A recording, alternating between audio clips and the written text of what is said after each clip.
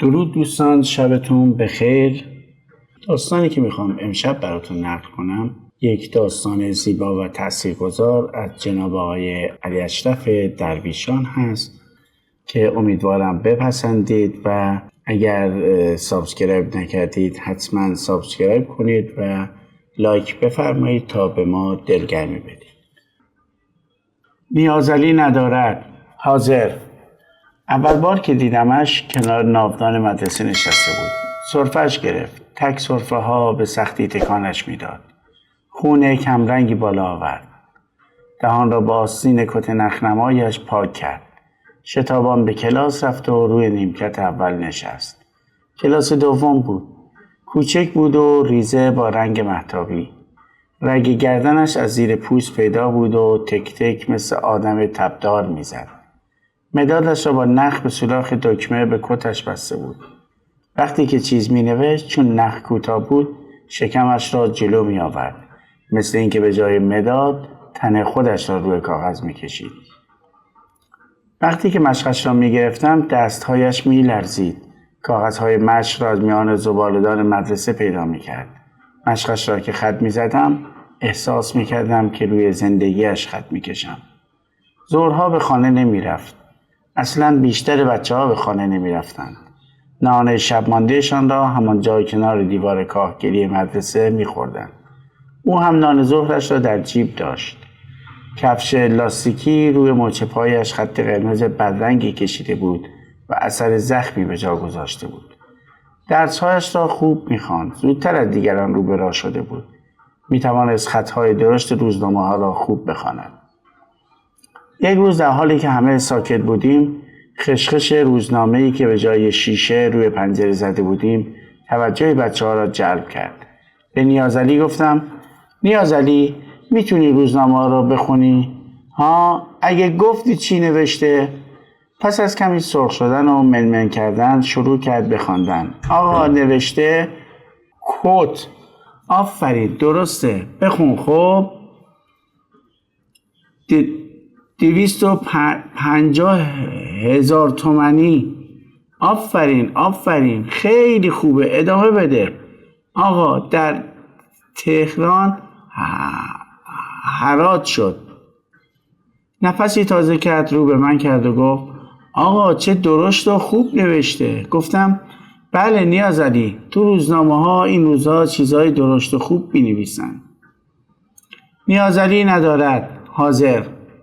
شناسنامه‌اش ندارد بود. در کلاس من خیلی از بچه‌ها شناسنامه‌شان ندارد بود.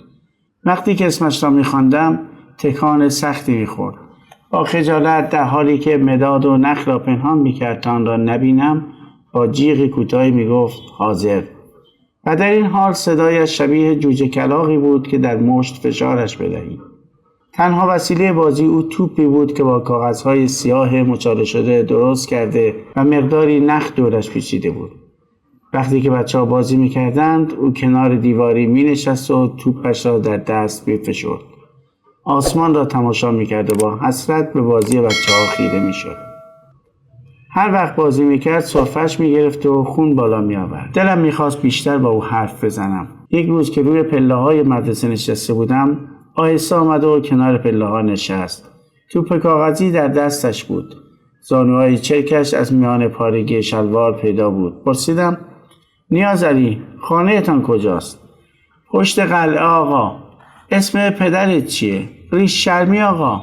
چه کاره است؟ هیچی آقا خیلی پیره نشسته تو خونه و کتاب دعا میخونه آقا. مادرت چه کار میکنه؟ بیکار شد آقا. دیروز دندانهای جلوش افتاد و بیکار شد. خوب که جویا شدم معلوم شد که مادرش برای مشباغه تاجر خشکبار ده کار میکرده. کارش خندان کردن پسته بوده. پسته های دهان بسته را با دندان باز میکرده. روزی 25 ریال هم میگرفته. پس از سالها کار دندانهایش ریخته و بیکار شده. برادر بزرگش که خاک بردار بوده 2 سال پیش پس از برگشتن از سربازی موقع کار زیر آوار مانده و آنها را تنها گذاشته بود. زمستان آمد. بچه‌ها از دهات دور می آمدند. وقتی که می رسیدند با آدم‌های یخی شباهت داشتند. دور مژه‌های و ابروهای و سوراخ بینیشان یخ زده بود. مژه‌هایشان را که به هم می‌زدند چق چق صدا می‌کرد، مثل اینکه 2 تیکه شیشه را به هم می‌زنی. می‌نشستند کنار بخاری هیزمی و از بینیشان تکه‌های یخ را می‌کندند. آنها که پشت لبشان سبز شده بود و در کلاس‌های بالاتر بودند، سبیل یخی بزرگی پشت لبشان درست می‌شد. گیوه‌ها را به بخاری می‌چسباندند. بوی لاستیک سوختی و بوی تند عرق پا در هوا پخش می‌شد. از دور گیوه‌های و کفش‌های لاستیکشان آب می‌چکید و اطراف بخاری را تر می‌کرد. اتاقم کنار کلاس درس بود. هر روز صبح از میان پنجره بچه‌ها را می‌دیدم که به مدرسه می‌آمدند. نیاز علی مثل پرنده‌ای که نخی به پایش بسته باشند خودش را به سوی مدرسه می‌کشید. بین درس‌هایمان بعضی وقتها هم می‌گفتم که هر کس خواب جالب دیده تعریف کند. یک روز نوبت به نیاز علی رسید. ابتدا خودداری کرد ولی بعد آمد. در حالی که سرخی بیمارگونه‌ای به صورتش دویده بود و صدایش می‌لرزید تعریف کرد. خواب دیدم شدم ملوچ. ملوچ همون گنجشکه. هی پریدم، از پشت بام توی حیاط پریدم، از حیاط روی تاقچه پریدم. بابام گفت ای داد بیداد بچه‌مون شد ملوچ. من دیدم که بابام هم خودش شد ملوچ و رفت نشست روی کتاب دعاش. مادرم اول خندید بعد گریه کرد. یه مرتبه اژدهای بزرگ اومد تو خونه. مادرم تا اژدها را دید گفت وای وای خدایا مشباغر اومد. زود از میان دامنش پسته در آورد و خندان کرد. دیدم که مادرم دندان ندارد و خون از دهنش می آید.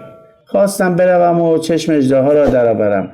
یکی از پسته ها خندید و گفت در آوردن چشم اژدها فایده ای نداره. ما الان کاری میکنیم که از قصه بترکه. همه پسته ها خندیدند و بعد با هم دهانشان را بستند. اژدها رفت توی انبار پسته و دید که همه پسته ها دهانشان بسته شده. اژدها با خشم گفت ای پسته ها الان پدرتون رو در بیارم. رفت و یک چماق بزرگ برداشت تا به سر پسته ها بکوبد. زیر پایش پر از دندان بود. پایش از روی دندان ها سرید و با سر به زمین خورد. از این کار اژدها همه پسته ها خندیدند و دهانشان باز شد. مشباغر خوشحال شد ولی پسته ها به هم گفتند بچه‌ها بیایید دیگر نخندیم. اژدها برای خنداندن آنها کارهای خنده‌دار میکرد. گردنش را دراز میکرد تا میرسید به آسمان و ستاره ها را میخورد. پشتک میزد. چشمهایش را لوچ میکرد و ستاره ها را از گوشش در میآورد. من خندم گرفت. به صدای خنده من اژدها برگشت، مرا دید و گفت پس همه این کارها زیر سر توست. یک مرتبه من حمله کرد. خواستم از پنجره فرار کنم. پنجره تنگ شد و تنگ شد. یکی از پسته ها که آنجا نزدیک من بود گفت بیا بنشین روی من تا فرار کنیم. پسته شد مثل بالون. من هم رویش نشستم. بالون مرا از سوراخ بخاری برد تا رسیدیم به آسمان. دلم میخواست من هم یک ستاره قشنگ برای مادرم بردارم و به گردنش بیاندازد. ولی یک دفعه پایم سرید و با سر آمدم پایین. آمدم. از دور دیدم که بابام دارد کاهگل برای پشت بام درست میکند. با سر افتادم میان کاهگل و یهو از جا پریدم. دیدم که از سقف اتاق روی سرم چکه میریزد. همه بچه‌ها خندیدند و برایش کف زدند. وقتی که رفت بنشیند مثل جوجه اردکی بود که به طرف لانه‌اش بدود. زمستان آن سال از سالهای پیش سردتر بود. پنجره ها را با روزنامه و مقوا خوب پوشانیده بودیم. یک روز صبح حاضر و غایب می‌کردم. نیاز علی ندارد. چند نفر از بچه‌ها آهسته گفتند غایب. تکان خوردم. جایش خالی بود. غم ناآشنایی در صورت بچه‌ها دیده می‌شد. همه سرشان را زیر انداخته بودند. از اکبر مبصر کلاس علت را پرسیدم. گفت آقا دیروز غروب مرد. از سرما آقا خون از گلوش اومد و مرد. هی میگفت ستاره میخوام یه ستاره قشنگ برای ننم. بچه‌ها ساکت بودند. باد روزنامه روی پنجره کلاس را تکان میداد و زمزمه‌ای به گوش میرسید. مثل اینکه نیاز علی از راه دور قصه میگفت یا خوابهایش را تعریف میکرد. صدایش وقتی که روزنامه را میخواند در گوشم بود. لکه ابر سیاهی روی دلم نشسته بود. همه ساکت بودیم. چشمم افتاد به روزنامه تازه روی پنجره. با خط درشت نوشته بود: بهداشت برای همه.